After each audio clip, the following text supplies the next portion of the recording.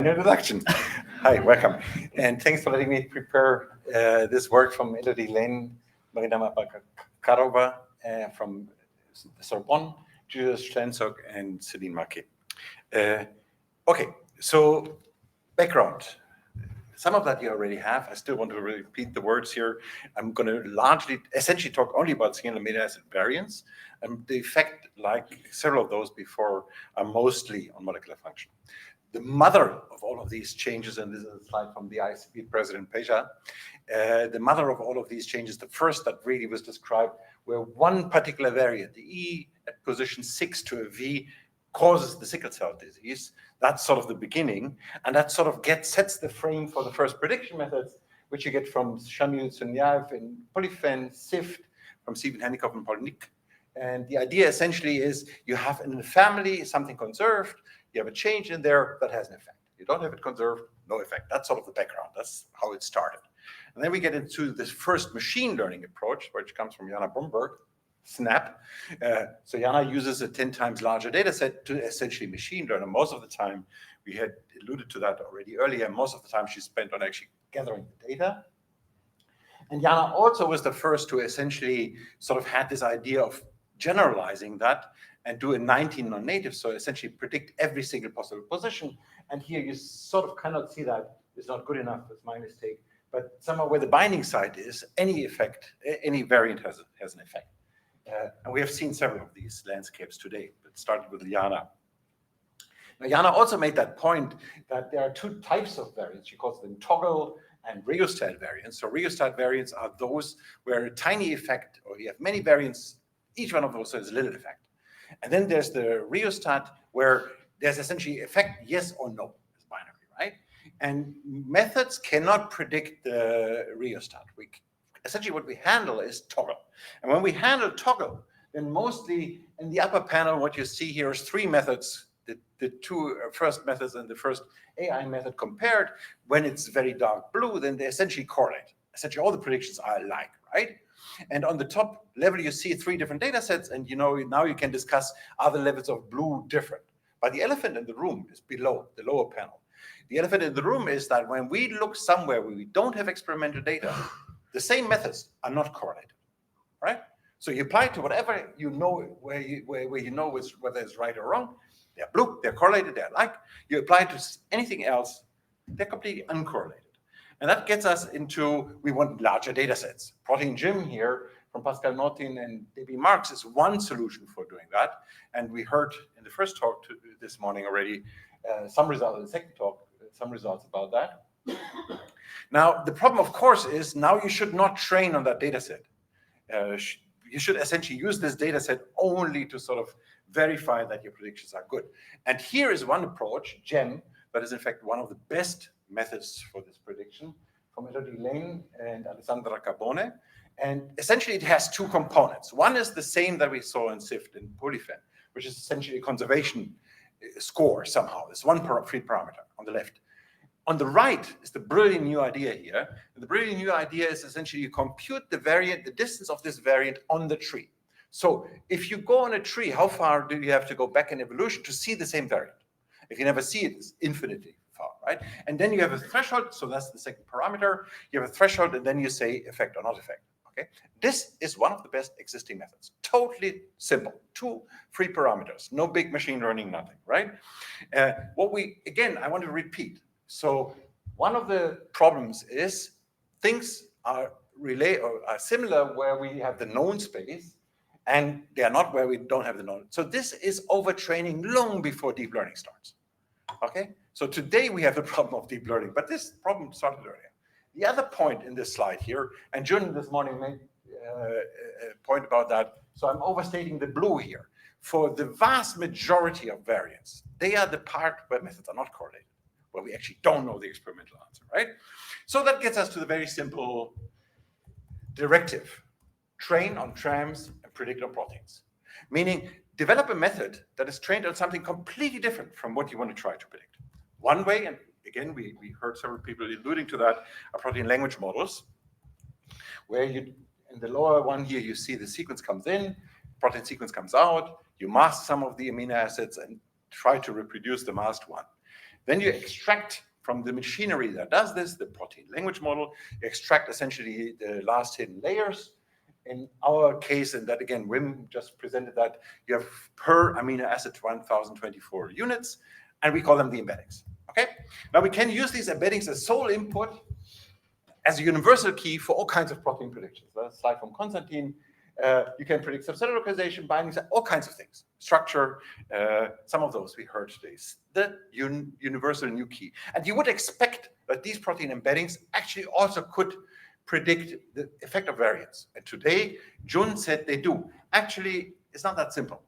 And actually, and I graded out because I don't have the time to really go through that, but actually there are more problems with this simple expectation than solutions. This is actually more complicated than we expected. There is, in fact, a hack to do that. The hack is what I show here.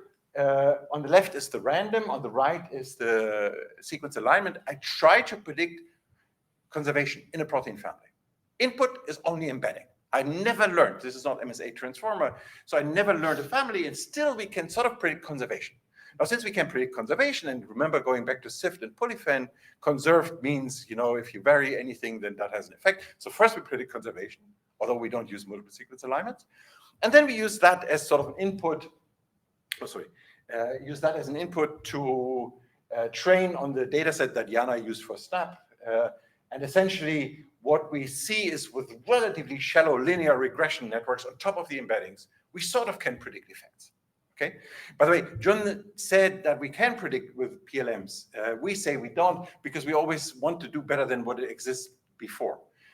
So we are better than random, but these protein language models, without this additional training, do not really do better than anything we have, and anything we have is, for instance, at that point, SNAP.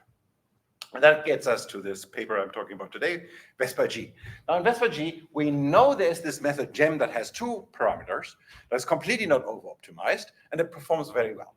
But like often with simple methods, actually it's not as simple as it sounds. So the idea is genial, but actually making it happen, you have to compute trees, you have to compute MSAs, and that takes time.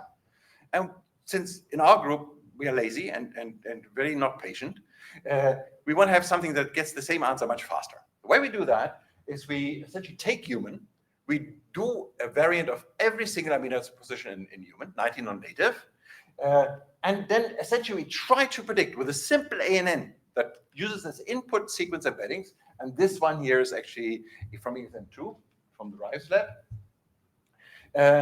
We use a very simple ANN to learn to predict the same way as GEM. GEM is the teacher, the AI here is the student. And when I apply that to protein GEM data here, then essentially the higher the bar, the better. This is a Spearman correlation. GEM, the teacher, is here. The next one is VespaG, and you see they are the student is performing slightly better. None of these values are statistically significantly different. Okay, this is just numerical differences because the data sets are too small. But we have a tendency, and essentially also none of those is worse than alpha missense.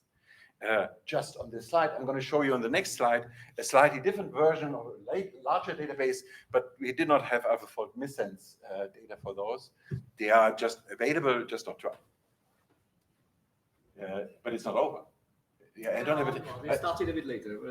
We should. I'm 11 minutes, not even. It's 2 times 10. Am I wrong? You have only 10 minutes, right? I have only 10 minutes? Yes.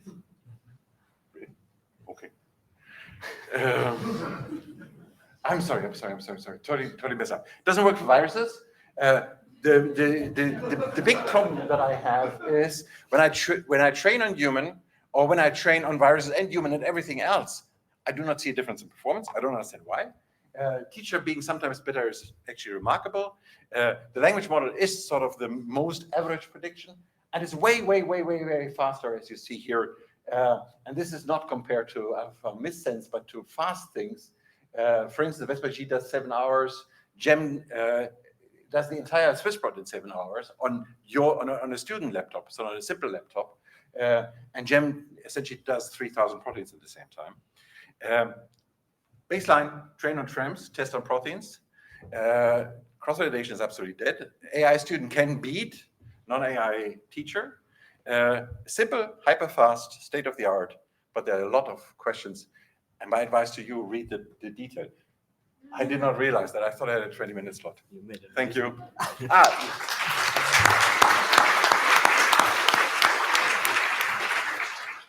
And the video I forgot. Thanks. So we don't have time for questions? We do. You started a bit later. So let's have a few questions for Burkhard. Or you'll please come over to set up your presentation. Question for Burkhard? So I have one. Okay. So this idea of GEM was to predict or to go as kind of the age of a position is what matters. Like the more ancient it is, the more it is important. Can you predict this from an amino acid? Say this thing is conserved since the metazoans or earlier. Is that an objective that one can do, and is it related to what you have shown? Yes and no. So yes, I can predict that. Is that related to what I've shown? I'm sorry, the second one I said is no, I'm not so sure. Maybe that may be related, but again, so there is a fairly low correlation between Vespa and actually VespaG. So VespaG really learned something else and could learn exactly that. I could learn something else. I don't know. Thank you.